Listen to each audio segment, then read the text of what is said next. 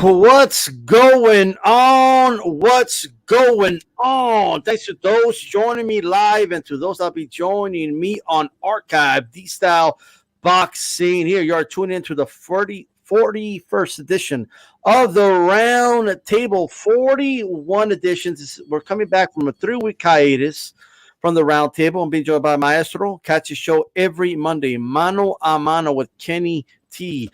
Catchy Funky every Monday, uncensored. Also on Tuesday here on the channel for Spanish Causing Panic. Catch Joe Habib on Ringside Reporter, new time every Sunday. I believe that's 6. What time is that? 7? Or what time are you on, Beeb, on Sundays? What's your new time? 6 p.m. Okay. Well, there you go. So make sure you guys tune in to Ringside Reporter every single Sunday, and of course, you already know the Round Table Thursdays. A nice announcement about the Round Table. It's still going to be around. The entity will still be here. Next week, we will have it on Maestro's channel. That's where you'll find the Round Table 42 next week. So make sure you subscribe to Maestro. That way you can get all that good stuff. Shout out to the Don. Shout out to Puro Remy Crush A-Rod. Says HCP. The Don says, my pinche retina. Thank you so much for the support, brother. Run PMC says, salute, everybody. Nando says, saludos to HCP. By the way, Run PMC, thank you for the membership, brother. Much appreciate you. Join the membership for as low as 99 cents a month. Let's go ahead and get this one started. All right. So the WBA. A lot of news from the WBA. I got the story from Boxing Scene. So shout out to them. The WBA 147-pound interim title is now vacant. Okay, they have made this decision. The president of the WBA said we're going to vacate the belt. No one's a champion, right? The second thing they did suspend all three. I'm sorry, no, they only suspended one judge. Judge Martinez Rizzo, they suspended her indefinitely. One, because she had the worst scorecards of the three judges, in fairness. I think that was an atrocious card. I think all of them were, but that was the worst one. And of course, as people started, looking her up, a lot of her racist past, bigoted past started to come up, and it got exposed a lot. She ended up deleting her accounts, but yeah, everything on the internet's forever. Like it doesn't go away like that just because you deleted your account. Okay. So anyway, it took them a couple days, almost a whole week, but they finally made a decision to do this. She is suspended indefinitely. Okay, indefinitely suspended. Is this enough? And whether it is or isn't, is it more than you expected from the WBA? Milcar, I'll start with you. Well, I don't expect anything positive from the WBA, which is quite sad because the WBA actually has a longer history, I believe, than the WBC and definitely than the IBF. And as many of us know, the WBO is kind of a splinter organization that kind of left the WBA due to differences. Maybe this shit dates way back to then. Unfortunately, racism is prevalent in the United States, and it's probably even worse. I shouldn't even say probably, it is worse in South America and in many of the Caribbean countries, unfortunately. So it doesn't, at least overt racism is. So it doesn't really shock me that someone of that complexion with a high ranking position, so to speak, from that part of the world has these very bigoted views. I don't know what kind of vetting process the WBA engages in when it relates to their officials. But what I will say, this is the fucking organization that has 5 heavyweight world champions right now. Damn. Not 1, not 2, not 3, not 4, but 5. Guys, I haven't been taking the WBA very seriously for a very long time. I'm with my brother Joe Habib. I think that their regular title is literally the worst thing in boxing. I agree with him on that. And I'll just pass the torch to one of my comrades here to go in a little bit more on the WBA. All right, all right. All right. Hey, well, what do you think, Chief Funky? Is this enough, in your opinion? Man, it's a little surprising to hear indefinitely, you know? I gotta be honest. Usually stuff like this just gets swept under the rug, like, we talked with them and you Right. know, we found out what the problem was, but to hear a suspension indefinitely is definitely a shock, I would say. Man. I think that when stuff like this happens, um, these judges, they just shouldn't be allowed to judge ever again. Like, I don't even care if it's a fight at a school playground. Like, you shouldn't be allowed to judge that fight. You just don't know what the hell you're looking at. Um, but yeah, they should definitely do a better job of selecting these judges as well. You brought up some of the tweets from this lady's past. She had some things to say about other uh, ethnic groups out there and stuff like that. Got to do a better job. You have to really do a better job of getting people in there, but just getting people in there that know what the hell they're doing, they know what the hell they're looking at, is the most important thing. But I am a little bit shocked to hear indefinite. Like that's kind of like, whoa, I did not expect that. So, I mean, yeah, and I agree with you, Milcard. WBA is a complete joke, man. Well, I mean, okay, all right. Oh, Joe Beeb, is this enough for you? And even whether it is or isn't, are you still surprised by what they did do? Not surprised because they had to do it. They had to do it to save face. They were shamed into doing it. It's not something they would have done out of the kindness of their own hearts, or if they use their own moral compass, which they probably don't have one, right? The thing that pisses me off is the decision stands. In these cases, these types of fights need to be a no contest because everybody knows that, Fox won that fight. They know it, right? So I'm not happy with it because the decision was not overturned or it was not deemed a no contest. So I think it should have been a no contest because it was that bad that it should not even have counted, in my opinion. Okay, all right. Christine, we're currently talking about the WBA making a decision to the title is now for the Fox fight is now vacant. Okay, so they did make it vacant. That's number one. Second, they have suspended Judge Martinez Rizzo indefinitely. One, because of the scorecard, and because of the bigoted and racist tweets that came out. Right, so it was like a double thing. It was like a 6 months and then indefinitely because of the second thing. What do you make of it? Are you satisfied with the WBA, and are you surprised with what they did do? First, I'm sorry for being late. I got times mixed up, but when all this went on, I missed the fight. I didn't see what was going on. Like, honestly, out of town, I was getting all my news from Twitter. It sucks and it's pitiful, but I was. But I did kind of see some of the comments. I saw what the people were saying. I did see the racist tweets. I'm not sure what they're going to do about the fight or the decision, but I will say that let her be an example to these judges that are scoring so off, that have some kind of hidden agenda of why they do things. I think that, there's been many. There's many fights in the pros and in the Olympics and other places where there's that one, or whatever, that's just always off. So I hope they're making her example, which, I hope people take a look at that.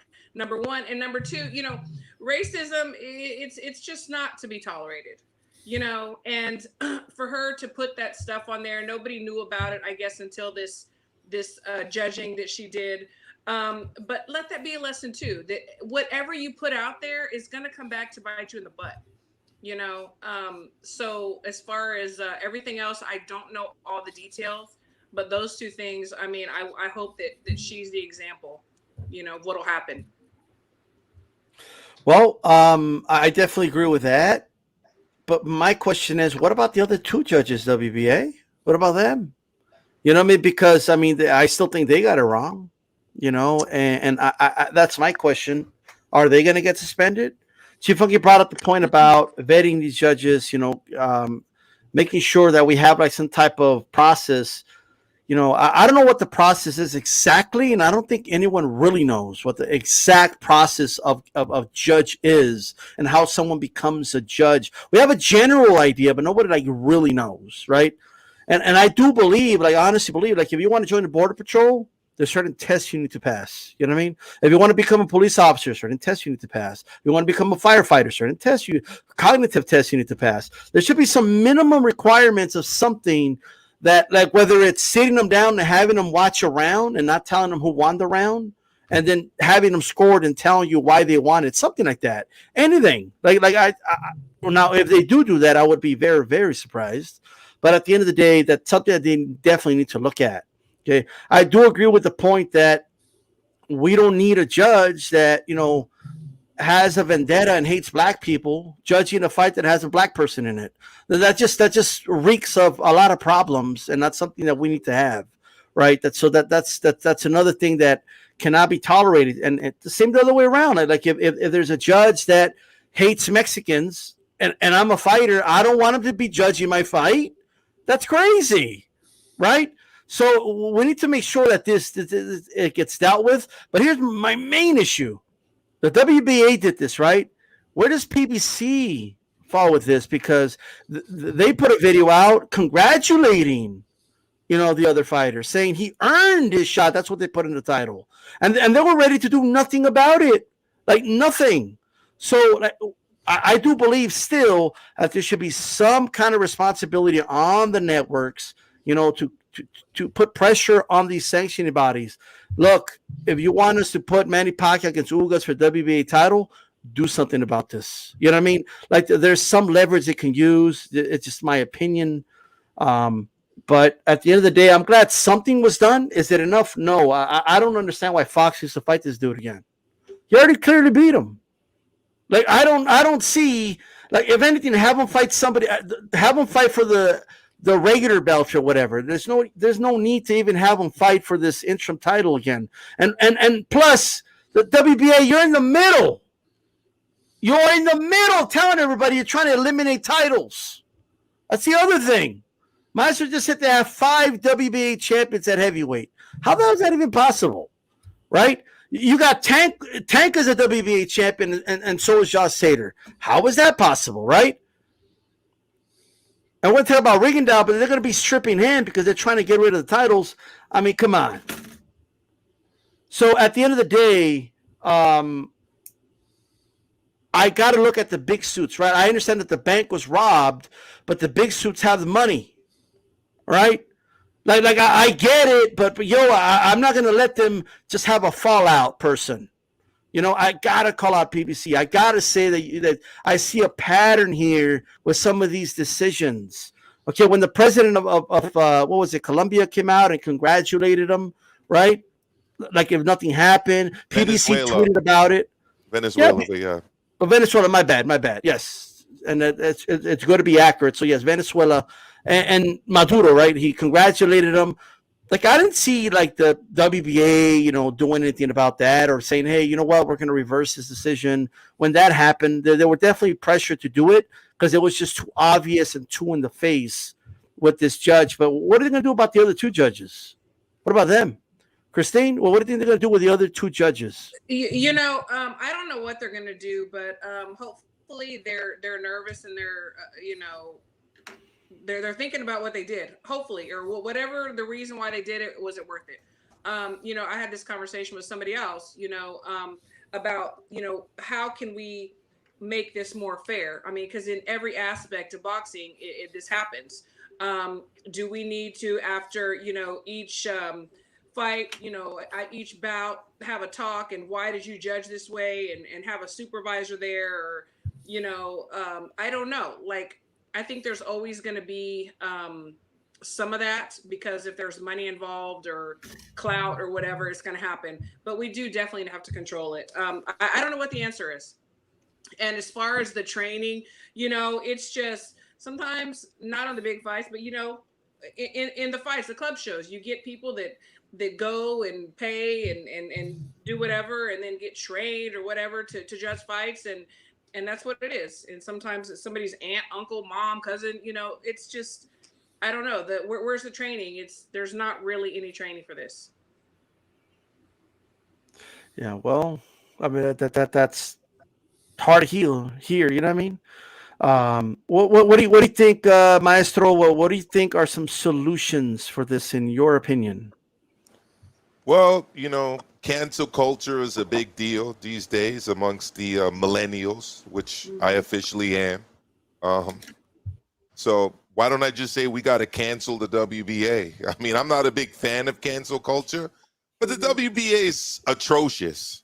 I mean, they serve no real benefit to the sport at this point. They muddy the waters. It's super confusing when it comes to the multiple championships that they have in multiple weight classes. I don't often disagree with Nicolas Maduro on many things. I actually think he's one of the better leaders in our hemisphere, but I disagree with him on congratulating this dude for being a world champion. You know what's the fight? Are you serious? I mean, Come on, yo. He just saw a PBC post about how he earned his shot, and he figured, "Wow, hey, the American company saying he earned it." So, President Maduro, I hope you didn't watch the fight, because you're like I said, I like a lot of the stuff that you're doing in your country despite all the attacks. But look, to bring it back to boxing, what we really got to do as boxing fans, because oftentimes we think that we don't have power, but we do have power. And I'll tell you where our power lies, in that bad boy right there, all right? That little bad boy that I'm holding right there, that little cell phone, is more powerful than the computers that NASA had that supposedly sent people to the moon, And we have the power to call out shit when we see it. When these people make their little posts and want us to like and want us to retweet it, we can actually just call bullshit on things that are bullshit. And that's what we should be doing. Like, if we start seeing people calling these world titles and congratulating people for wins that were not really wins, there should be a thunderstorm of negative reactions to these tweets. Like, these people should be getting ratioed. They should be getting abused in terms of us using our humor and our words in a witty way, right? To just outright embarrass these people. So that is the power that we have. Well, there we go. Beeb, you have anything else to say before we proceed? No, I mean, the thing is when you order rematches, they're for close, controversial decisions, right? This was not close. It was not controversial. Well, it was controversial, but it wasn't controversial in the effect that it could have gone either way. So the only controversy was how poorly it was scored. So it's a no-brainer. I mean, obviously Fox won the fight, so to order a rematch is just ridiculous and redundant at this point. So right. I just think they should just put it as a no contest, as if it never occurred, and just move on from there. Look, this could be a blessing in disguise for them. They're already talking, if they're being honest, that they want to reduce the amount of titles. So, okay, then don't do this interim fight then. Just give Fox a shot to, like, I guess, the regular champion, whoever that is. Who is the regular champion? I don't even know. Well, I've been getting questions. I've been getting questions about the WBA at the heavyweight. Look, their main champ is Anthony Joshua. Okay, they've got Joe Habib's brother, Mahmoud Char, as a champ. They've got Trevor Bryant as a champ. All right. They also, believe it or not, have Robert Helenius as a champ. And if that's not enough, they have Daniel Dubois as the interim champ. Yes, ladies and gentlemen, 1, 2, 3, 4, 5 campeones, 5 champs in one weight class. That's you know what that is? I mean, that's Oprah Winfrey. She was just giving away titles. That you're the champ. You're the champ. Everybody's a champ. Everybody. Yeah, right. We're all champs. We're all champs. You know what I mean? We're champs at heart. I want my belt, man. I would. You know what I mean? Chief Hung, any final words before we proceed? No, I mean, I kind of agree with Amilcar, how, of course we have to voice our opinions after bad decisions. We see, when you see it all the time, we've seen it all through boxing. Like, hardcores like us, I guess we're kind of desensitized to it in a way. But at the same time, we just can't let them continue to get away with it either. They should just, I don't know, man. I don't know if they've ever reversed a decision like this before, but I mean, this was a clear win, you know. Just a terrible decision, and yeah, the WBA, they got to get their act together at some point, you know. Absolutely, no doubt about that. So, look, at the end of the day, I just want to make sure people understand. You know, I don't want to lose sight of the big picture because everyone's distracted with this judge. Like, you know what I mean? Like, okay, I get it, but at the end of the day, we have a bigger problem. Like, and the bigger problem is bad judging in boxing. There's plenty of judges that don't have a racist past that are, you know, turning in some real horrible cards. You know what I mean? And that is a problem. Could it be a mix of incompetence? Maybe. But to me, I just think most of the time it is, you know, the judges know what they're doing. They know what they're looking at, and they're scoring it another way. That's the way I feel. So, you know, what are you going to do about it? So I do want to talk about Rego because it's kind of with the WBA. Rigondeaux, get this. Like, this actually fascinated me when I read the story. Jake Donovan from Boxing Scene wrote the story, by the way. But Rego will be stripped of his WBA regular title, right? Not now, no, not tomorrow. Like they literally say it. As soon as he walks in the ring, they're gonna strip him. Like, well, first, I don't even get that logic. I don't understand that. And it also says the WBA has learned that he will be participating in the WBO title shot. And because of the WBO restrictions, we won't be able to have the WBA title on the line. So as soon as he steps in the ring, like the moment, Rigondeaux will still be the WBA regular champion, okay, up until the point that his second foot touches the canvas inside those ropes. You know what I mean? I'm just letting you guys know right now that's how it is. Beeb, what do you make of it? And do you think this is a good sign that the WBA is serious about stripping dudes? You know what I mean? We're going to lower down the number of titles. No, it's not a good sign because you're not going to strip Tank, are you? You're not going to strip all the other regular champions. You're going to pick and choose, right? So it's going to be politics as usual. The guys with the big names are going to be able to keep their regular titles. Guillermo Rigondeaux's not hot right now, so guess what? He's going to be made the example of, right? And that's not fair because this guy, Guillermo Rigondeaux, is a veteran of the sport, right? So if you don't pick and choose, you either take everyone's regular belt away or you take nobody's regular belt away because that shows favoritism, and it could even be perceived as bigotry, right? Uh-oh. Yeah, I agree with Joe. Talk to us, Maestre. What do you make of it? Look, by the way, but I need to hear what you think about this, though. Like, you got to understand that they're going to strip him until he steps in the ring, though. He's still a champion right now, though. You know what I mean? I mean, multiple things crossed my mind when I was hearing you recount this, like, fuckery that the WBA is engaging in, for lack of a better word. Number one, it sounds like they've decided to subjugate themselves to the WBO, which I find very ironic, considering that I just started the show by outlining the fact that the WBO is a splinter organization that separated itself. There's some disgruntled WBA people are like, fuck the WBA. We're going to start the WBO. That's the genesis of the WBA. So you guys can look it up. I don't want to go too deep into the weeds on this, but that is the genesis of the WBA. So they're essentially saying, because of a WBO rule, we're going to strip our champion. That makes no sense. Number two, I brought this up previously. Joe Habib has heard me make this point. I'm pretty sure you guys have as well. But a precedent was established in the Neri Figueroa fight. Figueroa was the WBA regular champ. Akhmadaliev was the super champ, present sense. Neri, the WBC champ, fought Figueroa, the WBA regular champ, and those titles were unified.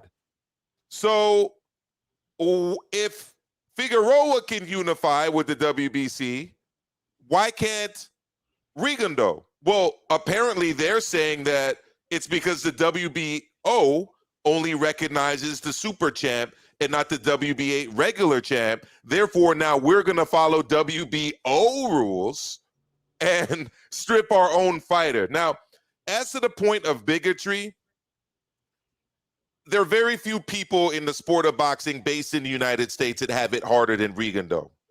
He is a black Cuban of Haitian descent, which is what a lot of Cubans are of Haitian descent, actually, which is why he's got that French-sounding last name, for those of you that didn't know, all right?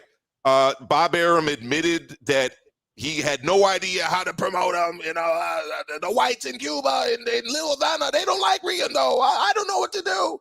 He sucks.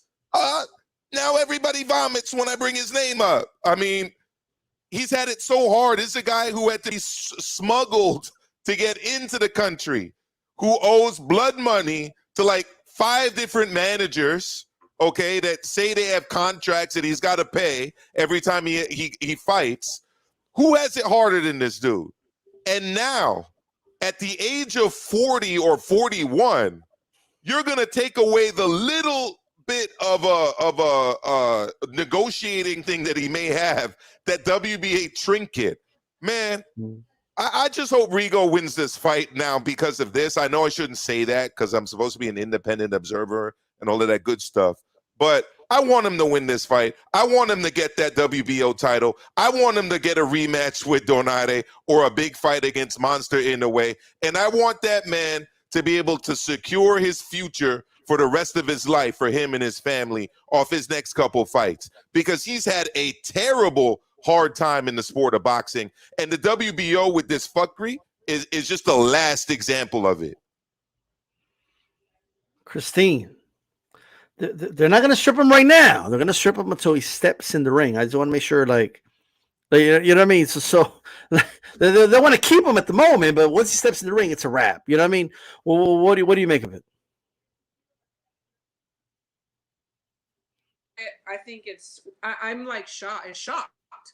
It's totally ridiculous. Like Maestre was saying, it's like this guy has had a hard ride his whole boxing career, you know, and even with Bob, you know, saying he didn't know how to promote him, you know, there's so many promoters that are that way, that they have this certain look or idea of what a boxer should look like. Doesn't matter their talent, and he's very freaking talented. I mean, people think he's boring or this and that. He's so technical. He's so amazing. I mean, he has earned it. He has earned it. He earned it. He won the belt. Why? I can't comprehend it. I don't understand. It's ridiculous. And boxing is just, I don't know, the sport that we love. It is looking shadier and shadier as we go. You know, what's going on? I don't get it. I'm in shock. Does it make it any better that they're going to let him keep the belt until he steps in the ring? No, it's like if you don't fight, then you can keep the belt. But as soon as you step in the ring and you fight, you're done. It's over. You know, it makes no sense at all. Hey, Chief. He earned it. Chief, okay, it does sound like an ultimatum, right? Hey, if you step in that ring, we'll strip you. That's exactly what it is. It's exactly what it is. But if I was in Rigo's position, I'd be like, well, take this Mickey Mouse belt and shove it up your ass. I'm going to go fight for the real one. You know, I don't give a damn. And to Maestro's point, you know, I've been a big supporter of Rigondeaux since I've started YouTube and since he stepped on the scene. I was one of the few channels out there that predicted him to beat Donaire back 7-8 years ago. And, you know, ever since then, you would think, because at the time, Donaire was considered number 3 behind Mayweather and Pacquiao, or however you had those two at the pound for pound list. That's the way that they were promoting him. That's the way HBO was talking about him. This is the number 3 guy in the world. Rigo goes in there, beats him soundly, and they treat him like dirt after. I mean, just absolutely ridiculous, man. So I don't know. I mean, it's tough. He's had a really tough road, but that's the first thing that I would do if I was him. I was like, well, you're going to strip me as soon as I step into the ring? Well, fine. Take your Mickey Mouse belt then. Here, take it. I'm going to go in here, and I'm with Maestro. I want Rigo to win this fight because I want him to get another crack at one of these guys. I think he's still got a good fight left in him or maybe 2 or 3. I am picking him to win against Casimiro, but I mean, the WBA, like they're so inconsistent with everything that they do. I mean, look at Santa Cruz. That guy's got a belt at 126, and I mean, when was the last time he defended that shit? You know, I don't even know, man. It's so confusing. Well, he hasn't stepped in a ring yet. Yeah. We'll see if Tank steps in the ring somewhere else, if they strip him of his regular at 135 or 140, whatever it is, you know. But I highly doubt that. Beeb's right. They're going to show favoritism, and it's bullshit at the end of the day. Yeah, look, at the end of the day, let me tell you guys something, man. This ultimatum is crazy to me because he's your champion or your second tier champion. The real champion in that division for the WBA, the super champion, is Inoue. But like, you collected a sanctioning fee from him when he fought for your regular belt, and now he's going to fight another top tier fighter. And because of, I don't know, some beef you have with the WBO, whatever it is, you're finding an excuse. Something tells me that if Rigondeaux was a marquee name, there ain't no way to strip him, right? There ain't no way you strip him if he's a marquee name, and you know it. I don't care what anybody says at the end of the day. So I don't know he's going to win, man. It's a tough task. Casimiro is a beast in there, and Casimiro has nothing to do with this decision from the WBA, just for the record. So it's not like I'm against him or nothing like that. I hope it's a great fight. I'm hoping Rigo wins, but I do believe Casimiro will pull it off. And if it's close, we'll see. But I don't know if Rigondeaux's going to get a close decision, just because I think judges seem to like the aggressor. And that's what Casimiro's going to be.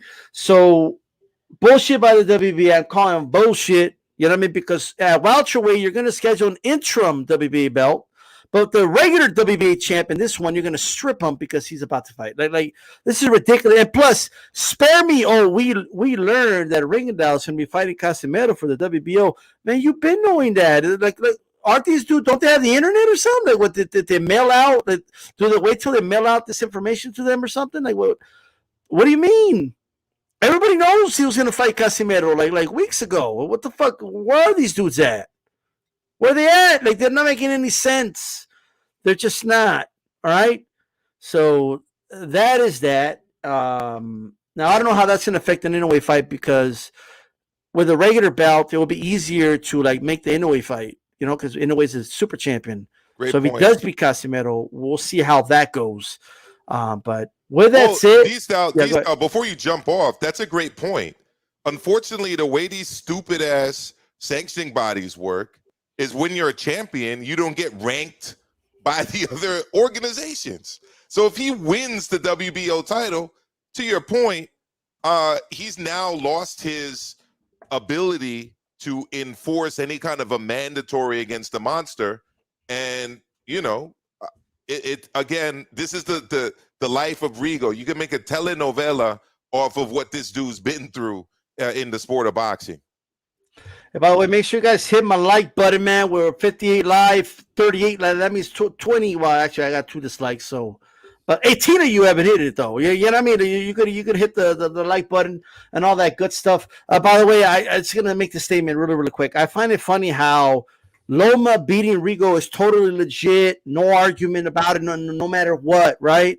There's this little dude from 122 moving to 130. We're not gonna base that, but man, Loma's just an itty bitty little dude. That's why he lost to Teofimo Lopez. He's just an itty bitty little dude. You know what I mean? Well, you could eat that loss and he'll lose again in the rematch. Okay. So with that said, I want to go ahead and switch it up here. That was fun. But let's talk about the big news. So Errol Spence, eye injury. He had to pull out of the fight, unfortunately. Okay. And I wish the best for Errol Spence. Surgery, okay, torn retina. I'm seeing people say detached retina. Like I don't that's not what it is. At least not according to the reports. Left eye, right? Now I don't know if people know this. I want to make sure everybody watching. Have you ever taken a selfie before? Have you ever taken a selfie? Yes. Have you ever, like, because let me tell you some. Joe B, look, Joe B showing us right there. You know what I mean? This is my left eye. Now, right? for those that don't know, the Errol Spence. My left eye. There we go, right? It's inverted with the selfie. Not all cell phones, but most. It's inverted, okay? Second point, if you still don't believe it, Errol Spence has an Adidas logo right here on his shoulder, okay? So unless he's wearing Adidas, okay, which some bootleg version or something of Adidas, I do believe it's Adidas, okay? That means it's inverted. It's inverted, guys, okay? Lastly, don't wear an Adidas cap while it's inverted and say that Errol Spence showed the wrong eye. Don't do that. You're gonna look stupid, okay? But well, that's it. It is the left eye. It's inverted, guys. Okay. Counterpunch. Jesus Christ. Jesus Christ. Idiot. Counterpunch boxing. And by the way, the last name is Diaz, not Gomez. But that's it. Christine, I want to go to you first. First things first, what do you make of all the controversy? He's ducking. He's scared. He's scared of Manny Pacquiao. I think it's ridiculous. I mean, honestly, I also dare to say that this is not a new injury. I dare to say that they were hoping that he could get through it with this injury. And the doctor's like, absolutely no, you cannot. Because I know that they wanted and needed this fight. But ducking, no, absolutely not. He's not ducking.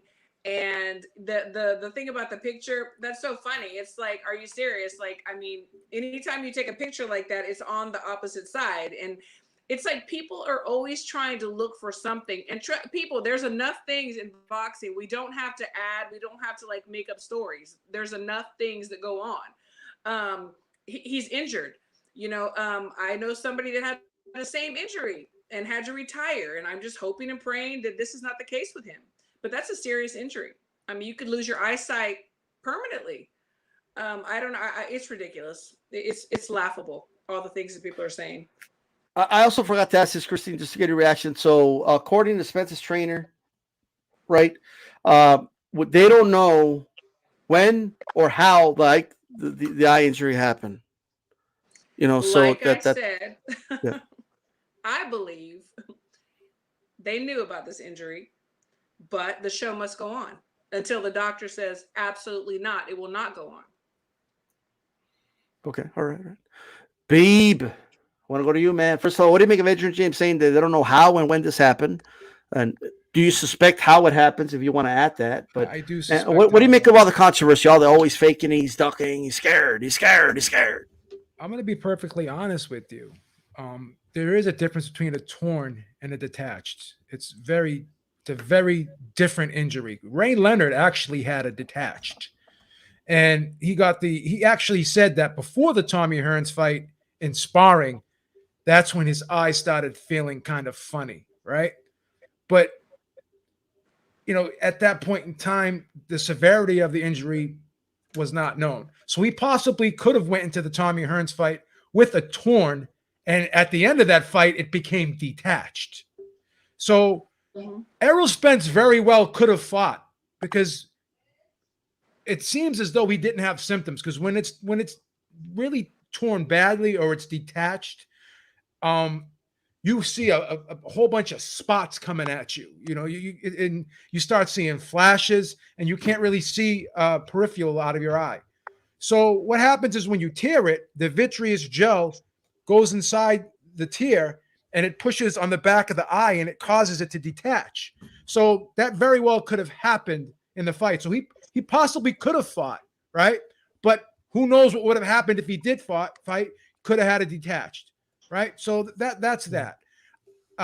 So Ray Leonard said it happened in sparring before the Tommy Hearns fight.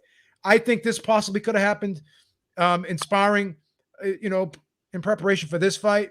And the tear could have been very small to the point where it really wasn't bothering him, but it showed up. No ophthalmologist is going to allow you to do anything when you have a small tear, because they know how quickly that small tear can turn into a big tear and also turn into a full detachment.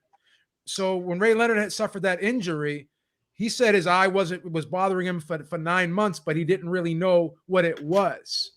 And then, back then they weren't as stringent with the physicals and the eye tests, right?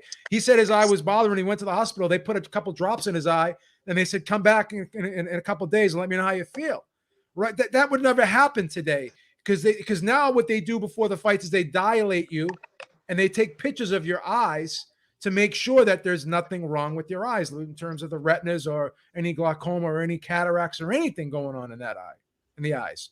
So he wanted to fight, and he probably could have fought, but again, it's not worth the risk of a full detachment or a partial detachment. So I believe the whole thing is legit.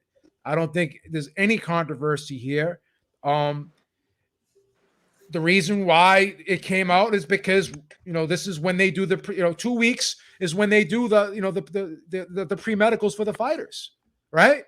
Micaiah Mayer said that. She says, we get our COVID tests 2 weeks out from the fight. And that's when they usually do the medicals. And Christine may be able to help me out with that. I don't know how it is with amateurs, but they do the medicals closer to the fight. They're not going to do the medicals when the training camp starts, right? They do it pretty close to the fight, right? Am I correct in saying that? No, you are correct. And let me just say this really quick if I can, sure. too. Absolutely. And remember, when he had his car accident, his one eye was very damaged. I don't know if y'all saw the pictures or whatever. It was the right one. It was the right one. Was it the right one? Okay, because I was like, is it the same eye? No. Did this have something to do with the car accident? And then in his sparring, did it get more damaged? And I have heard several people in boxing talk about some videos that were leaked of his sparring, and they were not going well. I personally have not seen them. I don't know if you've seen them or heard about them, but it probably, like you said, it probably was done in sparring. Well, even still, like when you do bang your head people think you have to get hit in the eye for that injury. You can bang your head and it could cause it to weaken. Anywhere. It could cause it to weaken. I'm not saying that that's the case, but I was actually floating the idea and the hypothesis that maybe that car accident could have loosened it a little bit. I don't know. That's my right? thought. I thought that was part of it, right? Absolutely. But nevertheless, everyone's like, oh, they knew this weight. No, they didn't know it because the pre-fight medicals do not get done until 2 weeks out before the fight. And that's when the COVID tests get done. So when people say, oh, this just happened last minute, because that's the protocol. That's the protocol. They don't do the medicals 8 weeks out. So you're not going to, with all due respect, Punch Drunk Boxing, they didn't know. They didn't know, and they weren't covering it up. Because the only way they would have known is if they dilated his eyes and took pictures of his eyes, which they didn't do until 2 weeks out. That's the only way they can know. And the tear could have been so small that he didn't even know he had a tear. But again, the ophthalmologist is not going to risk that tear being exacerbated and turning into a detachment during the fight. Go ahead, Easter. I'm sorry. No, you want to get in. Let me just do this really quick, and I'll let you keep cooking. So, high and low, Sportatorium. I appreciate the support, brother. Boxing is spoken with style, with estilo. I appreciate the support there, brother. Much appreciated. Also, Boxing Days, always keeping it real. 100 boxing love. And then the fire emoji. Everybody give me a boxing glove emoji in the chat to let me know you're there and you're down with HCP right now in the chat. Go ahead, babe. So at the risk of sounding redundant, I'm just going to end it on this. Everyone goes off and all this stuff comes out at the last minute. There's a reason why, because the pre-fight medicals get done. I repeat for the last time, and I hate to keep repeating it. I just want to get it through to people. The pre-fight medicals get done 2 weeks out, and the COVID tests and these commissions have been added to the pre-fight medicals. So that's why you find these things out so close to the fight. Okay? That's the only reason why. Well said. I'm about to close the poll as well, guys. 58 voted. Should Rigo be stripped to the WBA? 36% voted yes, 64% no. I want to know who the 35-6% are. Who are you? Why? Right? Well, what's going on over here? How many accounts did you log into? Like, what's going on over here? But hey, it is what it is. Or maybe it's just like they don't want the WBA involved too. Who knows, right? I would like to know the reasoning. Thank you for all those beautiful boxing gloves in the chat, letting them know you are there. We appreciate it very, very much. Shout out to you guys. J Funky, talk to us. Talk to. Well, what do you make of all the controversy? The saying Spence, is trying to get out of the fight. He covered the wrong eye. You know what I mean? And then also just your general thoughts on James saying, "Hey, we don't know when this started." Well, first thing I want to say is that if you haven't seen it already, just go to my channel. You see I counterpunch the counterpuncher out there when it came to this thing. But no, I don't think that there's any fear here or anything like that. Now, as far as the sparring goes, now I did see a lot of videos where they talked about Spence, not looking so well and sparring all this and that. But I mean, again, at the end of the day, it doesn't really matter. Sparring is sparring, but just because he might be having trouble early in camp doesn't mean that they can't fix those issues, when the fight gets closer. Like there is a possibility maybe he had problems with shorter guys out of southpaws, but that's nothing that they can't work on and fix as the fight gets closer and closer. So I don't really make much of that. But as far as his coach saying they don't really know, I mean, yeah, I don't know, man. I mean, I agree with Beeb. They do all these tests, just a couple weeks before the fight. So there's really no way anybody could know except for Spence himself, obviously. It's his eye.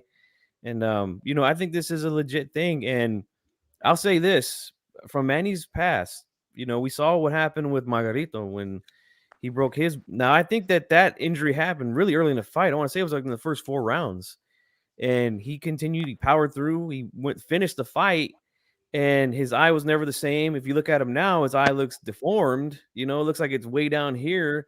So, I don't blame Spence. I don't blame him at all for saying, you know what? Let me go get this thing fixed before it gets worse. And it could have got very, very worse. He could lose sight. Who knows what could happen? Your eye is a very delicate thing. So I wouldn't risk it myself. So do I think he's afraid or ducking or like? No, I don't. But the problem is a lot of people won't be consistent with things like this. They'll Right. call other people ducks for getting out of fights for health reasons. But, we're not hearing so much of that when it comes to Spence, So there's a lot of junk going around. But look, at the end of the day, we're getting a guy who's going to fill in Ugas, who is a good fighter. And I think it's going to be a good fight. So, let's just be glad that we're still getting a fight on that day. And I think it's going to be a pretty good fight still. Well said, well said, well said. Shout out to Beeb showing the picture of the opponent with the eye. Okay, shout out to, I believe that's the Maidana cat. Wasn't a coincidence. It wasn't a coincidence. This is Ugas, his opponent, who suffered a cut under his eye, Fabian Maidana. It's not a coincidence. I hear you, brother. Let me get to the super test record. Nando Llamas, I appreciate the support, brother. Says Ugas already being on the undercard is suspicious, especially since the PBC refused something similar for the Canelo fight. I appreciate the support, brother. People can make it what they will. And no commission's going to let this. No commission's going to let this guy fight with an eye like that. No. The Don says HCP is whoa. I appreciate the support, brother. Shout out to you. All right. Shout out to everybody, by the way. So, Maestro, same question to you. What do you make of Adrian James saying he doesn't know when this started and how it happened? Well, before I get into all of that, G Funky was being very diplomatic, which I appreciate. We are on D-style boxing, so I got to mince my words to a certain extent as well. But yeah, there is a lot of trash out there on YouTube, unfortunately. You've got people that want to steal other people's content. You got people that want to rub out people's faces and like take clips of their interviews and use it and make all kind of claims and, make all kind of clicks based off of that, right? You got a lot of BANs on YouTube, unfortunately. And if you don't know what the BAN is, we are on D-style boxing. I might just have to say the full use of the word on my channel later on. But what I will say is that this is a perfect example of what KRS-One called negativity, okay? Why the hell is this guy that calls himself counterpunch boxing, this fool, this thief, all right? This dude that I don't know how anybody subscribes to his stupid-ass channel, all right? How is he going out there and taking pictures of Errol Spence, a man that's fought for the United States of America as an Olympian in boxing, a man that's won 2 titles as a professional, You're questioning his manhood. You're questioning whether he wants to fight. What are you calling him, a duck? You're calling him whatever it is. Whatever you call him, it or not, the very fact that you're taking time out of your day, a grown-ass man, many years older than me, all right, analyzing videos and trying to make out that it's the wrong eye. Look at him. You know, I got him. That's the right eye, not the left eye. No, wait a second. It's the left eye, not the right eye. Shut the fuck up and start doing what you say you are about. Apparently, that's supposed to be analyzing boxing. All right? You take a great word, counterpunch. Man, go do some boxing analysis. Because this is some bitch shit, bro. And I'm just going to tell you that straight on the round table. You're going to go out and start analyzing pictures of injuries that boxers had? Really? First of all, lose some weight, motherfucker. That's number one. All right? Number two, don't ever question what a boxer's heart is. Because none of us are capable of doing 10% of what Errol Spence did. And my 10% is 1,000% more than you. So stay in your lane, all right, and stop putting professional fighters' names in your mouth, because that's literally negativity, and it needs to stop. And by the way, stop stealing our content too. Maestro, you know what the worst part about it is?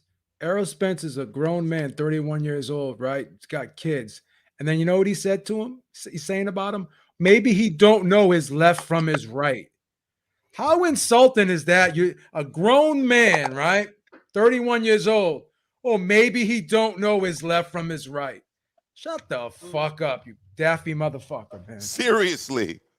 Seriously. Like he don't know his left from his right. Well, what the hell do you know about boxing, number one?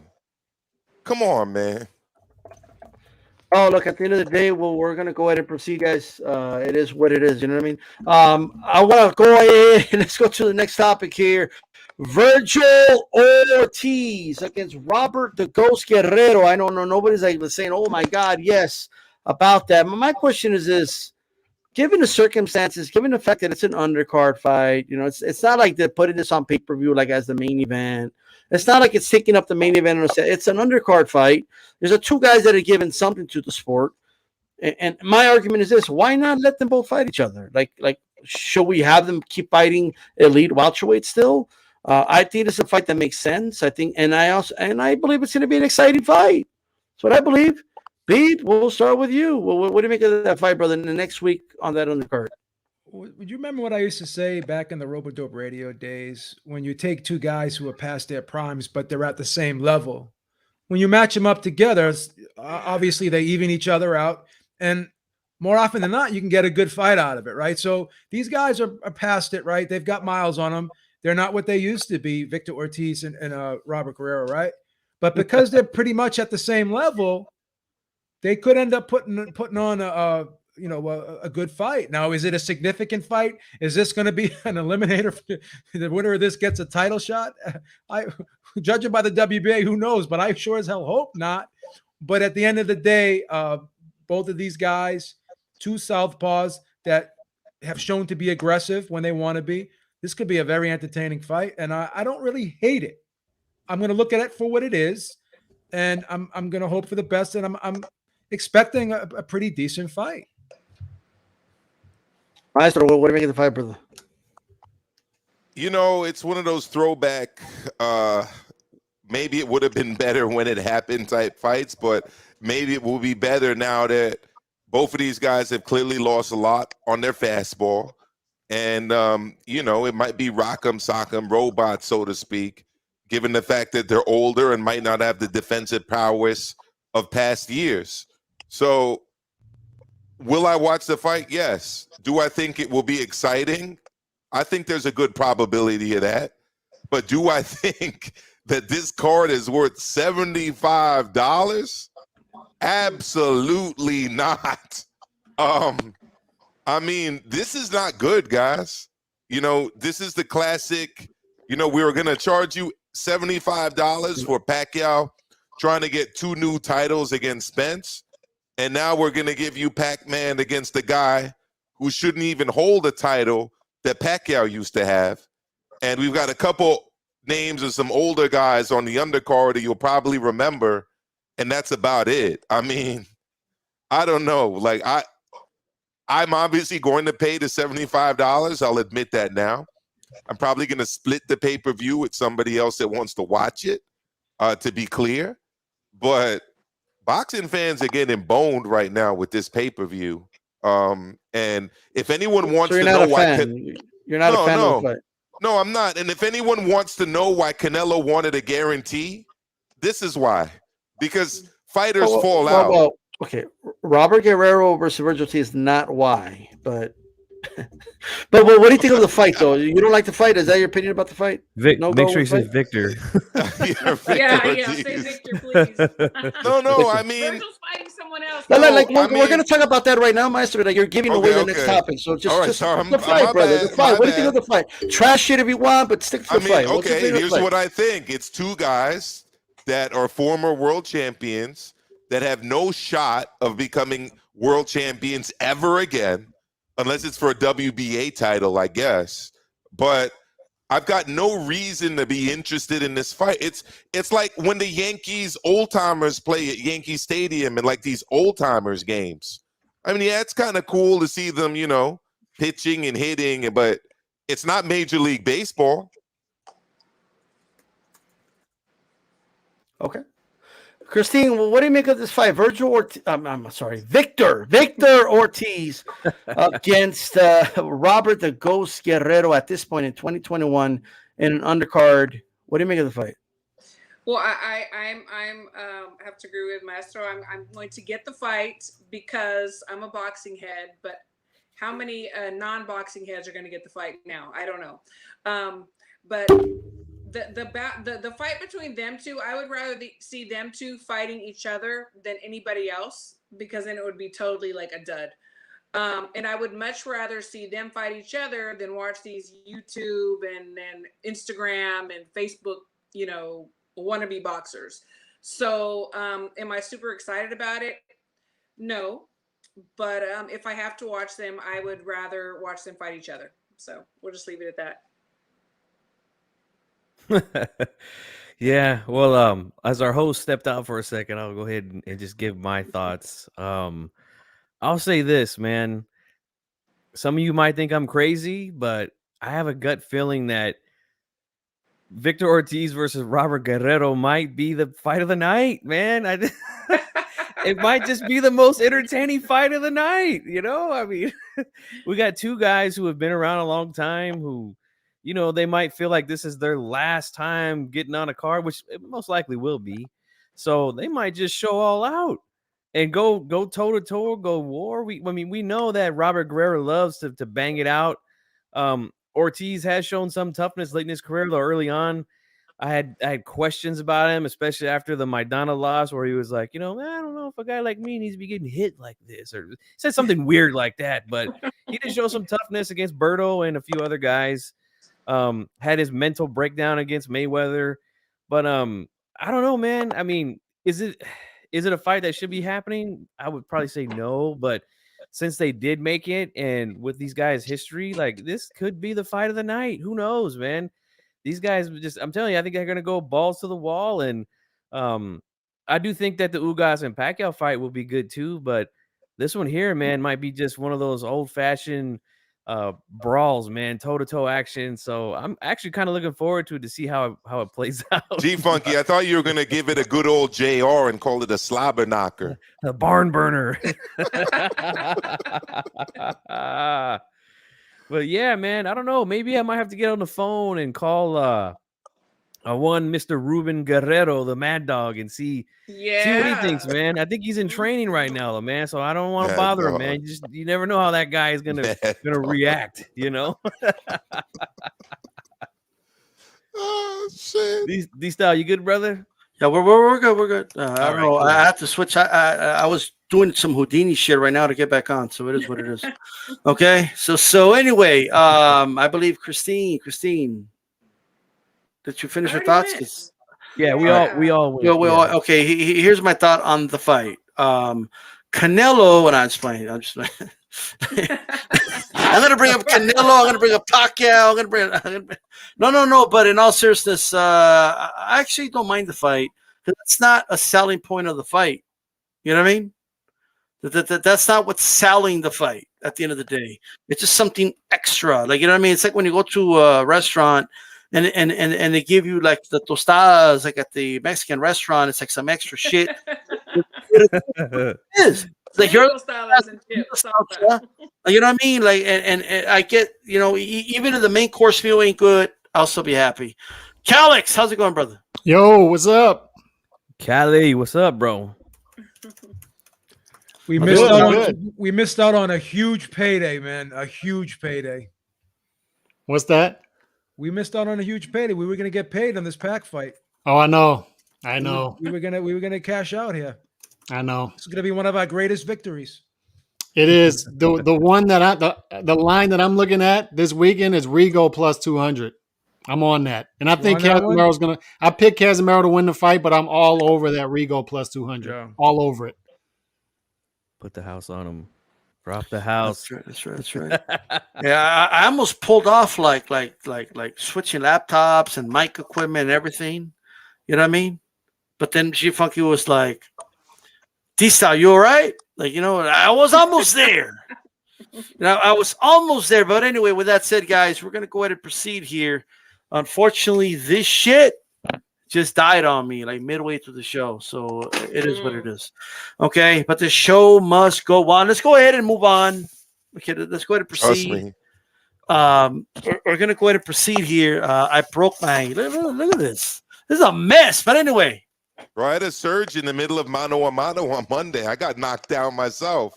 Whoa! Luckily, Kenny T was there to hold it down for me for like 20 minutes. That's right. You know what I mean? At the end of the day, the show goes on ATP. The Sonteo Media clipboard in the building. Four Kings, what's up? All right. Hey, man. Pacquiao versus Ugas. They're going to keep it at the same price, $74.99. What are you guys' thoughts on this? Milcar, I know that this is what you wanted to cook on, but you were giving away the farm, like in the middle of like Ortiz. Yeah, but go ahead. Cook. You know, we're gonna be doing overtime after the show. Very happy that RoundTable's back. We'll be taking calls because I want to know what the public, I want to know what the masses. You know, Joe Habib knows this. I'm Mr. 99%. I'm for the working class. You know, I'm a trade unionist person. You know, we work hard. Right? We gotta invest that little bit of money that we make, that we get to keep, all right, that the capitalist society lets us hold on to. And we got to be very judicious in how we use that money. And $75 for this, I mean, if this ain't a bait and switch, I don't know what is a bait and switch, to be perfectly fair. You know, I showed up to the car lot, you know, ready to buy that Benz, right? I turned around to go to the bathroom because I was holding it in all day. I come out of the bathroom. The guy showed me the keys to some, you know, ugly-ass Chevy. I didn't want the Chevy. But apparently I'm going to have to pay the same price for the Chevy that I was supposed to pay for the Benz. And am I going to do it? Of course I am. I'm a degenerate. I spend every Saturday night hoping that there's going to be boxing. And when there isn't boxing, I'm usually on YouTube looking up boxing highlights and just being a total nerd when it comes to boxing. I'll admit that. So they got me. They know they got me. But to the point of what D-Style was saying, this is why Canelo needed a guarantee. Absolutely. Pacquiao is not going to make anywhere near what he was promised by the PBC that he would make if he was going to take on Spence. He's just not. This ain't going to sell the way Pacquiao Spence was going to sell. So that, let's just say $40 million guarantee is no longer a $40 million guarantee. Maybe it's a 20, maybe it's a 15. Who the fuck knows? Because now he's at least got a replacement opponent. But the pay-per-views that they need to sell to give Senator Pacquiao, soon to be presidential candidate Pacquiao, the money that he thought he was going to get, that shit ain't happening, okay?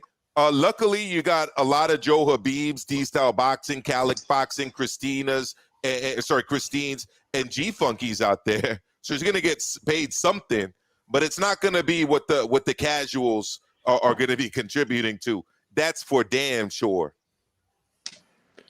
Well said. Christine, same price. What do you make of it? No, I'm gonna piggyback. I mean, piggyback. I think Maestro's absolutely right.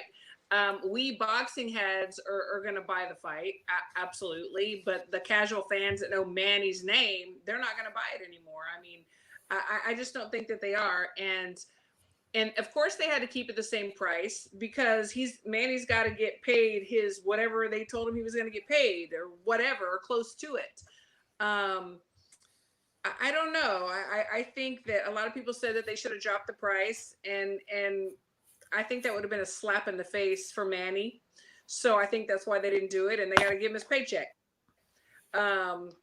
It's disappointing, but it is what it is, and we're going to be there. We're going to watch it. I'm going to split it with somebody else too, and I'm going to be watching.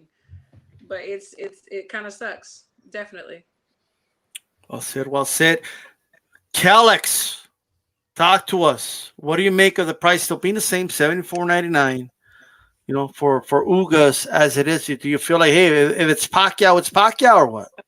Yeah, for me, I'm buying. I can only speak for myself. I'm buying it. Does it suck? Yeah, it sucks, but I'm buying it. And I get to see Guerrero versus Ortiz at the same time. OMG. Yes. Count me in. So, and by the way, I want to say this too. I'm jealous of Christine that she got to touch the greatest Puerto Rican fighter of all time today, the one and only Miguel Angel Cotto. So, jealous. Better than Tito? Jesus Christ. Better than Tito, Calix? Really? Yeah, we're going with Cotto over Tito. That's right. Really quick, guys. Dadon, I thank you for the support, brother. Man Down Promotions is the most fitting name for Errol Spence promotional company. Jesus Christ. Oh, wow. All right. In the Boxing Days with the fire emoji and the glove emoji. Thank you very much for the support. Definitely appreciate it. I'll go ahead and finish your thoughts, Calix. I apologize. No, I mean, that was pretty much it for me. I'm buying it. For me, Pacquiao is Pacquiao, and there is the let's say threat, the chance that this is his last fight. You got to keep that in mind. So yes. I mean, Ugas is a live dog. I know Vegas isn't giving him that much of a. I think he's plus 296, so they're giving him somewhat of a shot. But he's a live dog, man. He's a live dog, especially if Pacquiao gets old overnight. He's a live dog, so you gotta make sure that you tune in for his last fight if it is his last fight. I don't think it will be. I think he'll get passed. I think he'll get passed with flying colors, but you never know. He's sold with it, guys. The only thing is that undercard fight with Robert Guerrero and freaking. Hey, what's going on over here? What is this? What do you want? What are they? Nobody want to see your son. You're a maestro. You don't want to see your son. Your son ain't worth $74.99. Come on, eh? You want to see my son, eh? All of you guys, eh? But at the end of the day, I don't know why you believe everybody wants to see your son, to be honest with you. What are they, Holmes? That's why they put him on the card, eh? Your son hasn't been good in 10 years. My son's a warrior, eh? He's going to go in there and he's going to beat that maricon Victor Ortiz up, eh? He's going to beat him down, eh? Just like he was supposed to beat down that punk Mayweather, eh? He's nothing but a chicken, eh? He ran the whole time. What are you going to do if he loses? What are you going to do if he loses to Victor Ortiz? What are you going to do? Are you going to go for Virgil next or what? One Ortiz and then the young Ortiz right afterwards? What's the plan? Huh? You're gonna become like another punching bag? Is that what your son is? He's a punching bag. He hasn't been good. He hasn't been good in 10 years. Let me catch you in the streets of Califas, Holmes. I'm gonna treat you like a punching bag, eh? And my son's gonna go in there and he's gonna destroy this guy, eh? And whoever else they put in front of him next, eh? We're coming back, eh? My son's a warrior. Don't ever forget that, Holmes. Man, your son ain't no warrior no more, bro. It's over. It's over for Robert the Ghost Guerrero. Ain't nobody want to see him fight. Charlie, it's not a wrap. If you lose, is he going to retire if you lose? If you lose, is it a wrap? It ain't never over, eh? It ain't never over, eh? This is por vida, Holmes. All right. And let me tell you something, eh? Don't ever be talking about my son, Batman. Oh, I don't know if I'm gonna buy it pay-per-view now because Robert Guerrero's on. You guys are a bunch of levas, eh? You buy the pay-per-view. He's gonna be the best fight of the night. I guarantee it, Holmes. All right. I gotta get back to training, eh? But don't think I can't hear things, eh? I got ears everywhere, Holmes. Your son hasn't been good in 10 years. 10 years he hasn't been good. What are you talking about? Holmes, I'm ready. Here. I'm ready right now, Holmes. I'm ready. Yeah, I'll knock you out. If you don't get out, I'm gonna knock you out. I gotta get back to training, Holmes. The ghost is back. Eh? Get out of here and knock you out. Get out of here before I knock you out. I'm gonna knock this dude out, Christine. I'm gonna knock him out. You know what I mean? But I would rather see his dad than him, though. Honestly, I'm just saying. Hey, right? Like his dad against like maybe Danny Garcia's dad, Angel Garcia. Oh yeah. Let's do it. I would pay for that. Set it up, guys. I would pay for that, and I would feel nothing. I would actually joyfully give $75 to see Angel Garcia. I want to know why does G Funky always disappear when this dude pops up? I mean, I'm not trying to start a conspiracy theory. You know what I mean? I'm not. But every time this pops up, G Funky is nowhere to be found. What's up, Calix? Why is he never like he went to go to the restroom or what? Like, what's going on? I don't know. I'm not trying to start rumors. You think they have beef? You think he's afraid? I don't know. I think they might have beef. He's ducking Ruben Guerrero. I said it. I think so.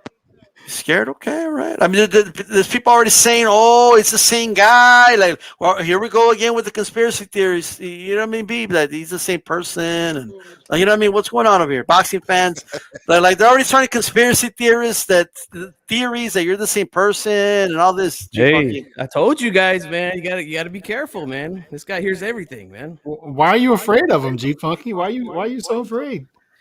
Hey, trust me, man. You ever party with this guy? You give him his space, all right? Give dude his space. Give him his space. Hey, Beeb. Joe, Beeb, talk to us. Well, what do you make about the price? Same price. I kind of expected it because it's Manny Pacquiao. And like Calix said, I was going to kind of echo his sentiments. This could be the last time we see him. So that's going to be the selling point.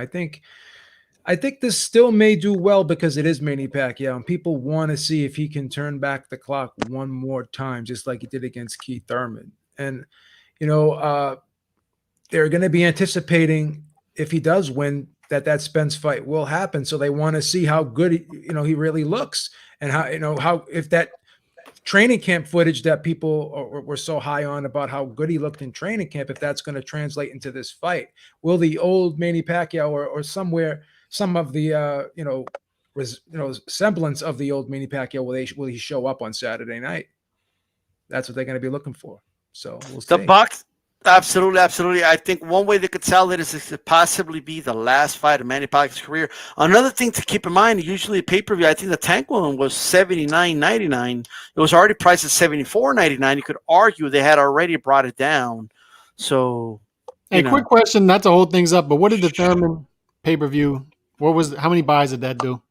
Like 600 and something thousand, something like that. Pretty good. Pretty solid for sure. No doubt, especially given the fact that, Thurman wasn't around for a while, Boxing Days with a $2 super chat. I appreciate it. He says, bring back baby nuts. Why he didn't bring back baby nuts? I don't know. He didn't call anybody baby nuts in the week, so it is what it is. Okay. Puro Sur, shout out to you. I appreciate the laughing emojis there and that support. Much appreciated. Major Key Boxing with a $10 super chat. I appreciate it. He says the following.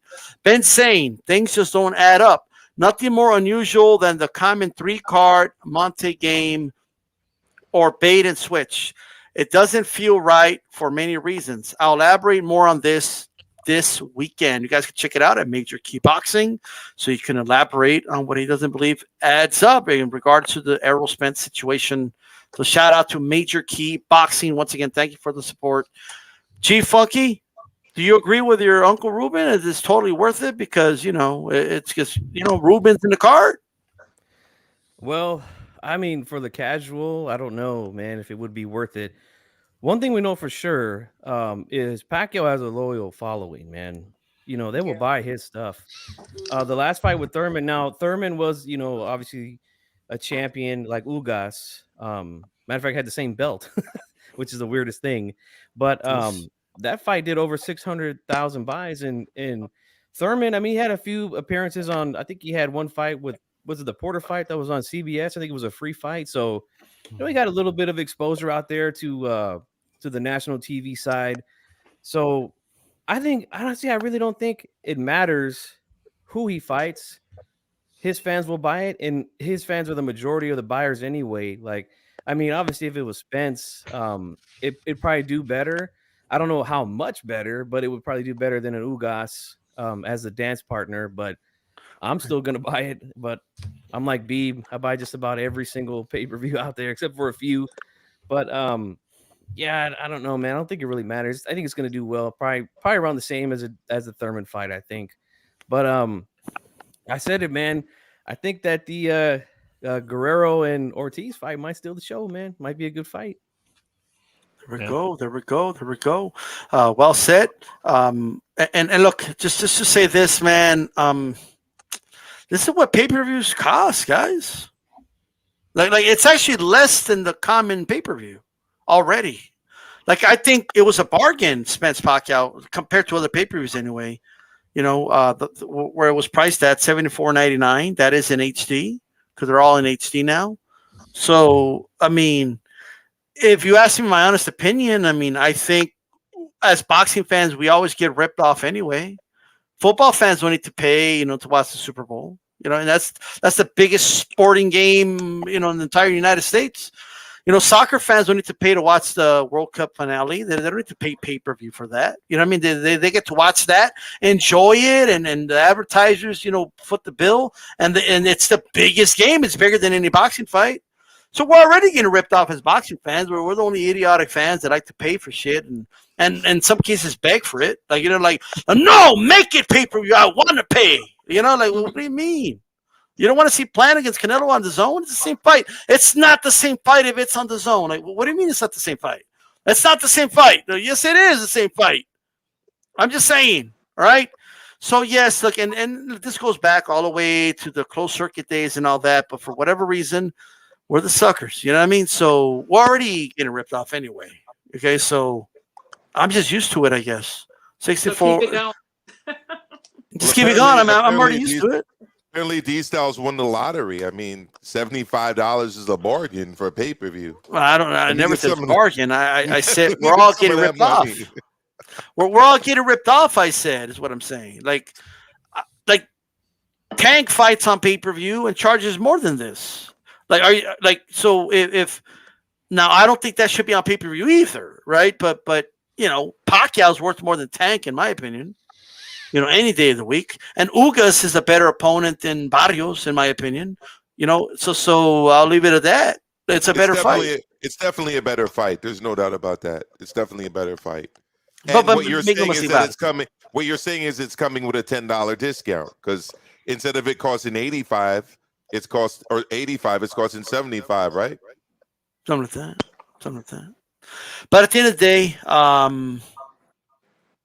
So, like, for example, hypothetically, if Spence Pacquiao was $79.99 and they brought it down to $74.99, would people still be complaining, or would they say, "Oh, okay, at least they brought it down $5"? It was already down $5. Honestly, I think anyone that's going to buy it for $75 would have probably bought it for $85. And as sad as it's going to sound, I probably would have bought it for $95 if they were charging $95. You know what I mean? Yeah, so, but we're like don't we're say that. you know, Don't say that. Don't give him ideas. Say He would have bought it for $200. Like, he's like, okay, cool. It's Pacquiao, for Christ's sakes. You know, and guys, it could be his last fight. Are you guys surprised? Just really quick question to the panel. Whoever wants to say, like, are any of you surprised they're not really promoting this as possibly a swan song? Like, they're not really talking about that. This could be his last fight. Or not. Yeah. I guess $75 is a steal when you put it in that context, right? It might be the legend's last fight ever. That's right. It's two more topics here, guys. We're breezing through this today. Robert Garcia out of the Robert Garcia Boxing Academy. Like, I could just ask Christine. Christine, was Robert Garcia at the press conference today? He was not. He was not. I like the confirmation, and I confirm with some others, but And we knew he wasn't going to be. that's right. Joshua Franco. He should have been Josh Franco's corner, not on Virgil Ortiz's corner. So I just want to know what you guys think about that. Well, what do you make of Robert Garcia not being in the corner of Virgil Ortiz, who many consider this a big step up for him? Instead, he will be in the corner of Joshua Franco in the trilogy of the Maloney fight. Does it make sense to you or not? Christine, how do you feel about it? I love both those guys, so I can't really say too much like who I would pick or wouldn't pick. I just know history has told us that when the main trainer is not in the corner, things don't always go well. So I don't know how they decided. Did they flip a coin, whatever? Because they're both, like I said, they're both stars. They're both great. How did he decide to be in one and not the other? I don't know. Like I said, it's happened in the past, and the boxer didn't do as well when his trainer wasn't there. But I believe that he thought that Virgil would do well. Not that Josh wouldn't, but obviously there was something that told him that he was needed elsewhere. All right, B, what do you make of it? Correct. Hey, you got to say what you got to say. You know what I mean? B, what do you make of it, brother? He chose to go with Joshua Franco, not with Virgil Ortiz. Well, the Joshua Franco is going to be defending his world title, WBA version of that. So I think this is a more significant fight in Garcia's mind, and I kind of agree with him. I think that Franco's got the tougher assignment, with all due respect to Kavaluskas. I think that Ortiz should handle Kavaluskas, and I think that Garcia realizes that. So I think he's going where he feels his services are going to be needed more, in my opinion. All right. I don't have a problem with it. Chief Funky, what do you make of it, brother? Yeah, I think I agree with Beeb. Maloney is definitely, I think, probably a bigger and stiffer challenge than Kavalaskas. So I think that's probably why he decided to go, that route and not with Virgil. Although if it was me, this is just my personal opinion, I would stick with Ortiz. But Franco's he's a really good young fighter too, and I expect him to win that fight like he won the first time. But we'll see. But I don't know, man. I can't remember the last time I seen something like this happen with a trainer having fighters fighting on two different cards in two different places. So I personally can't recall if it had any effect or anything. But I think Virgil should be okay. According to our friend Santeo Media, who does a lot of coverage down there at the Robert Garcia gym, his dad has been the one who's been with him pretty much his whole boxing life. So if he's gonna be there, and then he should be fine. So I think everything should be all right. But he's probably just with Franco because he feels like he probably needs him more, like Beeb said. I agree. And Hector Beltran will be there too, who's also been his trainer for his whole life. So yeah. Okay, man, all right. Calix, what do you make of it? Do you think it makes more sense for him to be in Franco's corner than Virgil? Makes sense to me. And I just look at the betting odds from the outside looking in. The betting odds, Virgil Ortiz is minus 1,500. So I feel like they know that they have a good feeling he's going to run through Mean Machine here. And Franco is actually the underdog in this fight, plus 183. I just looked it up, and when I saw that, Beeb, I think I got another two fight parlay on my hands here. Franco and Rego. Parlay City, yeah. Parlay City, $20 to win 150 and 93 cents. I'm about to lock that in because Franco at plus 183. A lot of people thought he would be the favorite in this fight, but he's the underdog. Yeah. Rego, to me, that's a toss-up fight. It all depends on how Rego looks as far as age. So not to get too deep in the weeds, I like those two fights as far as betting, but it makes sense to me. It makes sense for him to be in Franco's corner in this fight. Franco, he needs his ace trainer more than Virgil Ortiz needs him on this night. And I think if you're Virgil Ortiz, I think you understand that, right? I would think so anyway. I think so. No doubt. Maestro, how do you feel about it? Well, I actually don't know, what his team is. I don't know who his boo boy is, or who his Justin Fortune is. No, I'm just saying, like, I don't really know his assistant coaching staff. Yeah. So for me to be able to make that kind of assessment, I really need to know a little bit more about like the coaching team there. But just on the face of it, I would say that Maloney is a much stiffer test for Franco than the Mean Machine is for Ortiz, and Franco's trying to hold on to that what is it, WBA or there's a W, I forget which one. WBA. It's WBA. Yeah, WBA. It's the regular title. It's the regular title. That title that he has. He was in tough the last 2 times. So he needs all the help he can get in this fight. Much more help than I think Virgil Ortiz needs. Yeah. All right. Well, look, I agree with the panel here. I think it's a trilogy against Maloney, and it looked like Maloney was getting the best of Franco early in that fight, so they know there's going to be a problem there early, and they need to be – I think Robert feels he needs to be there in case he is having problems with him early again. They can, address that, and just taking a calculated risk here, feeling that, what, I think Virgil has Mean Machine. I think that's what it is, but I'm going to tell you right now, what do you guys think the headlines would be? What do you think people will say if, like, Mean Machine beats Virgil? And he's not getting the best advice in the corner, and they blame it in the corner. Oh, Robert wasn't there. So it'll be interesting. You know what I mean? Like, we're all agreeing now that it's the right choice, but people will Monday morning quarterback it if he loses. But absolutely, they will. Oh, yeah. All right. So here's my question, you guys. One more question. We're about to wrap it up, and then we'll go to Maestros for overtime. For those that want to join us, what fight are you looking forward to this weekend? Which event are you looking forward to this weekend? Which promotional company? What are you watching? What are you DVRing? This weekend. Or are you going to be there live for somebody in the panel here? Joe Habib, I'll start with you.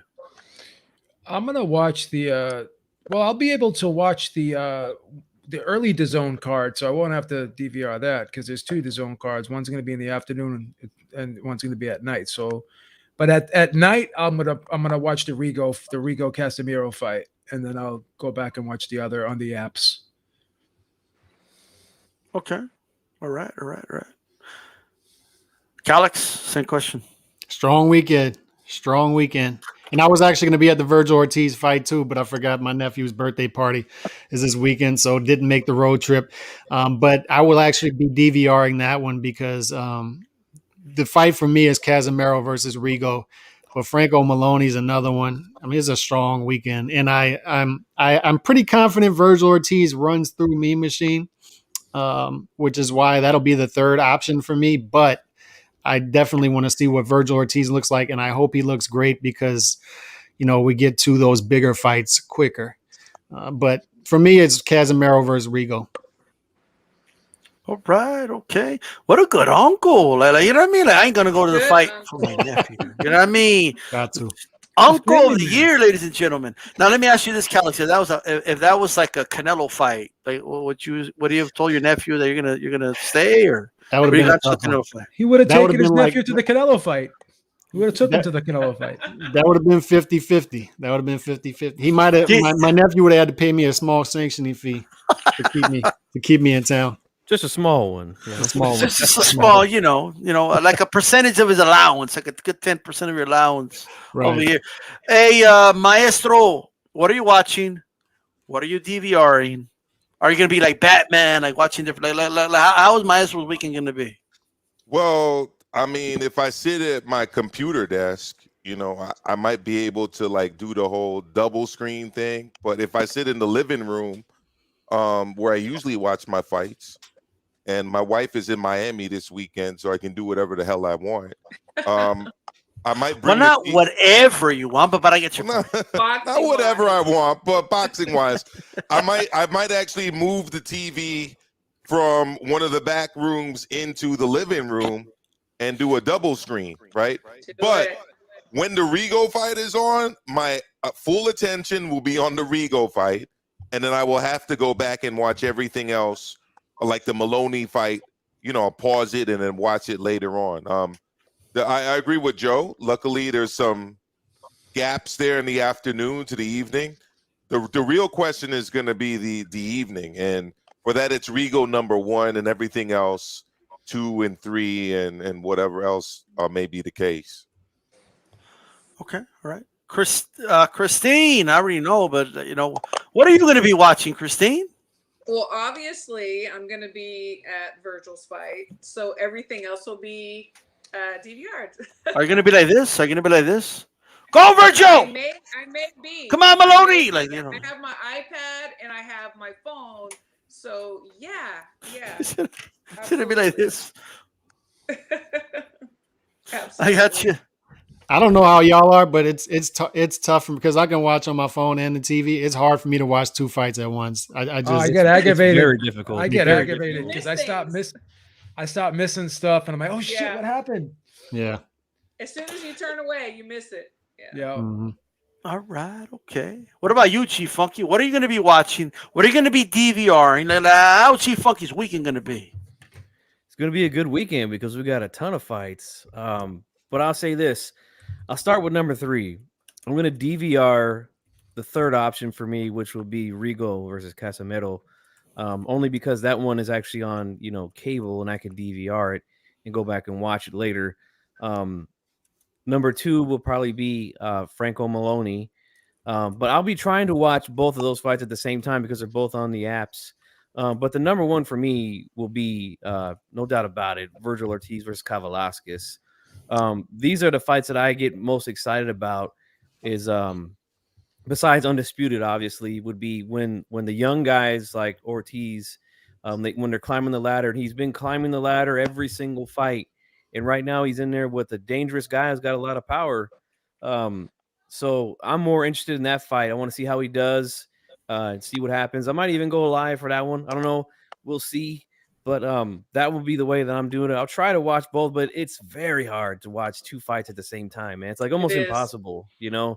So I might just stick to just one and then watch the next 2 after. No disrespect to the other fights, but that's just the way that I'm planning it this weekend. Hey, shout out to the chat. What are you watching? I have 3 options: Rigo, Casimiro, Franco Maloney, Ortiz Machine. Out. They may not all be at the same time, but assuming they were at the same time, which one would you watch? Go ahead and let us know. I also want to give a shout out to the Boxing Days, another great show piece with that boxing glove. Everybody listening to the chat right now, give me that boxing glove in the chat to show that you are down with HCP. Give me that boxing glove emoji in the chat. Let's see all that sea of red. Please, please, please. Okay, and thank you for hitting the like button as well, by the way. We're at 81 likes. Hey, that's what I'm talking about. Okay, keep hitting the like button. Shout out to everybody watching. Those listen archive. Again, hit the like button. Let me tell you something, man. For me, I'm just a big Virgil Ortiz fan, and that's what I need to watch. Maloney Franco, I hope it's not at the same time because I want to watch that fight as well. Because Maloney fans are still talking about that first fight. Look, I get it. Look, the commission took forever, and it might have been caused by a punch, but this idea that he was going to give him a boxing lesson, it was about to happen, it was imminent. Okay, well, let me tell you something. We're going to see in the second half of that fight, because I know a lot of you Maloney fans are going to be really happy after like 5 rounds, but then pressure, bust, pipes, and I think Franco is going to take Maloney out. Okay. He's from down under. He's going to put him down under. Yes, I said it. Yes, I'm talking shit. And what are you going to do about it, Maloney? The only way you could do something about it is you beat Franco. How about that? But with that said, all right, it is the 12th and final round. Keep voting on the poll, by the way. I'll say it at the end. Everyone plug in your stuff. Let everybody know where they can find you. Maestro, I know you got to sit up overtime, so I'll go to you first, brother. Yeah, you can find me, Maestro A Boxing, a part of the HCP family of boxing YouTube channels, along with all of the esteemed members of this great panel that the quarterback of HCP, El Capitan, D-Style, has put together. Or as always, we have a great show here. It was a great talking with all of you, hearing all of your great perspectives. And I look forward to going for an extra 15 for overtime. So we're going to be taking calls. Let us know what you think, what you're going to be watching this weekend, whether you're going to pay $75 to watch Ugas take on Pacquiao, and anything else about boxing you want to discuss. Thank you very much, D-Style. As always, I'll see all of you on the next one. Yo, make sure you call us on your cell phones. You know what I mean? So you could tell us about the fight. You know what I mean? Hey, Calix, plug in your stuff. Let everybody know where they can find it. And also give us any final thoughts, any lingering thoughts you got. Calix Boxing 2.0 right here on YouTube. Hit that sub button. I'm closing in on 4,000, so hit that sub button. But Rego. Look, let me tell you this. Rego has lost one fight. It's when he stepped up to 130. I get it. 39 on the birth certificate, but he may be closer to 45. I get it. But at the same time, it's impossible to pass up betting odds when Rego is the underdog, when the guy's lost one fight to a great special fighter moving up. He's 3 weight classes lower now than when he fought Lomachenko. All right. He's a different beast at 118. So I'm picking Casimero to win the fight. I just think he's closer to his prime. I think he'll win the fight, but don't pass up those betting odds. I just placed my $20 bet to win 150, a parlay. We got Rego. We got Franco this weekend. Let that parlay hit for me. Daddy can buy a new pair of shoes. That's all I got. Yeah, that's what it's all about. That's what it's all about. Christine, I went ahead and posted the link there, guys. Subscribe to In the Ring with Christine here on YouTube. Plug in your stuff in, and you know any lingering thoughts you got. I am so proud and honored to be part of the HCP family. Every Wednesday, Women Crushing It Wednesdays, all women talking boxing. You never know what we're going to say. We don't always agree. But it's always hot. I wasn't on this Wednesday because jet lag is real. And Boxing Birdie and Boxer Girl, I heard that they had a really hot show. So I can't wait to see it. So please check us out every Wednesday. All my social media is the same. In the Ring with Christine. Awesome. Joe Habib, same thing to you, brother. Call to find around. Touch gloves. Give us your final thought. I forgot to say that part. It's been 3 weeks, guys. It's been 3 weeks. Go ahead. As you guys know, you can catch me here on YouTube, Ringside Reporter Live, Twitter, JHabib1, Facebook, Joe Habib, Instagram, Joe Habib. I think finally we're getting a good week of boxing. We had a couple slow weeks there, so this is definitely something to look forward to. We had some bad news with Fury. We had some bad news with Spence, but again, we still have these types of fights, and I think we will get Canelo in November with Plant. So I'm pretty confident we're going to get that. So I think the year will close out pretty well, and I think we'll have something to look forward to for next year because these potential fights are still going to be out there, and hopefully we get them next year. Right. Hey, Ringside Reporter every Sunday, 8 p.m. Eastern Time. 6 p.m. Eastern Time. 6 p.m. Eastern Time. But you guys check that out. All right, so don't miss that. Eric Lorda and Beeb, the great dynamic duel on Sundays. So check that out right before the Boxing Boys. Shout out to Ness and them, by the way. G Funky, same thing to you, brother. Let everyone know where they can find you. Plug in your stuff, and also any lingering thoughts you got. No, just as far as lingering thoughts, just be happy that boxing is back in a big time way this weekend. 3 big fights, and make sure that you watch them all the best that you can. I know sometimes it gets crazy, but that's what we do. We find a way to do it with the hardcores. But if you can find me on Twitter at gfunky84, you can find me here on YouTube, gfunky boxing. Go subscribe to the channel and check out the latest video where I counterpunch the counter puncher himself. And yeah, that's it. Thanks for watching. Hit the like button and subscribe to everybody here on the panel. I'm about to close this poll. Shout out to everybody that voted. Rigo Casimero, 33%. Franco Maloney, 2%. I'm surprised by that. Ortiz, against Machine, 64%. That's what people are looking forward to. That's why Christine's over there covering that fight. You know what I mean? I'm just saying, that she knows what she's doing. Wow. She knows what she's doing, okay? The link to overtime is in the chat. You guys go over there. Maestre will be taking some phone calls, so call us on your cell phone, all that good stuff. Okay, I've closed the poll. Shout out to everybody. I want to thank everyone for showing up. Even though we've been on hiatus for 3 weeks for the roundtable, you still showed up. I appreciate it. This is D-Style Boxing. You keep it boxing. I'm out. Peace.